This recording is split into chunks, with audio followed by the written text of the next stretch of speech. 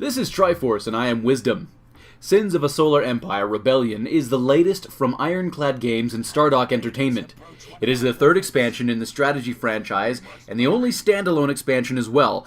So if you don't have any of the other expansions, don't worry, you still get all of the epic from each one. This does burn some of the players that have bought the previous expansions though, because it doesn't add maybe a whole lot. But it does contain all of the content from the other versions of the game. It is a $40 expansion, kind of ouchy on the wallet, but with vast effects on gameplay.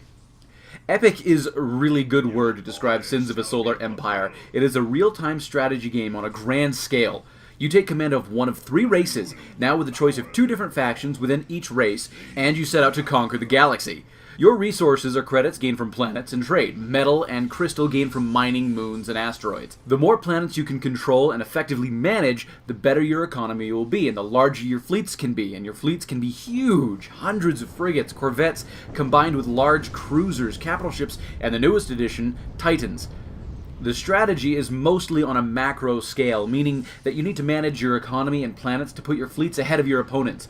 There are massive tech trees of research that you can use to upgrade your empire, fleet, or fortifications. You can turtle up a lot more in this version of Sins than the first, but it's still not really a good idea to be that passive and sit behind your defenses. You need to expand to do well.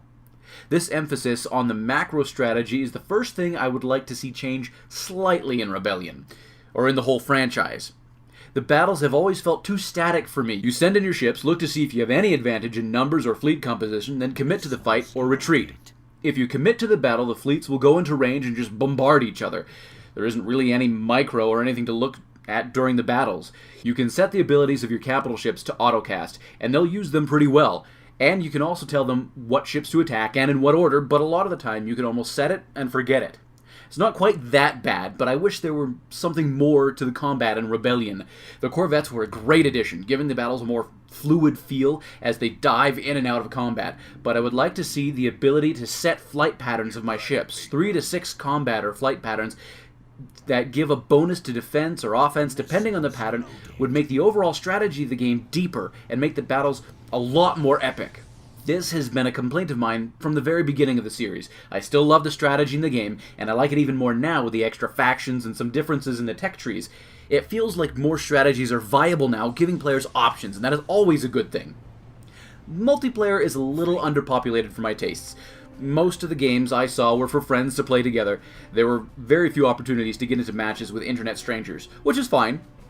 There's a lot of fun to be had playing with your group of friends. Also, most of the games I saw were really long, involving 50 planets or more. Games like that can go on for a long time. I was looking for something a bit quicker. I guess I'll have to look in a different game.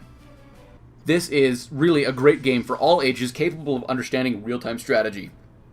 There's no real objectionable content. The violence is contained to ships blowing each other up. And there are a lot of different maps, so you can set how long you want to play, or make your own maps. One thing you want to be careful of with games that have online multiplayer capabilities, you don't really run into with Sins of a Solar Empire because their multiplayer isn't that large. You run into people being douchebags on the internet. You don't really have that problem with Sins of a Solar Empire Rebellion right now. It is really nice to see some real customization in the tech trees and strategies used to win in Sins of a Solar Empire. There are new victory conditions that support these strategies, opening up more options for players. If you like large-scale real-time strategy games, and particularly space strategy, you will like Sins of a Solar Empire Rebellion. I give it 2 1/3 Triforces out of 3.